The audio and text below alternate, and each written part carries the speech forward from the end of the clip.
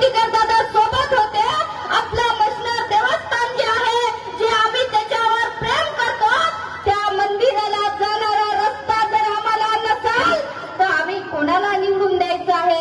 5 वर्षात आपल्याला माहित आहे साधा रस्ता करू शकला नाही इथला आमदार. 5 वर्ष झाला आरोग्याच्या सुविधा देऊ शकला नाही इथला आमदार. 5 वर्ष झालं शाळा सुरू करू शकला नाही इथला आमदार. कसं आम्ही सामोरं जायचं निवडणुकीला?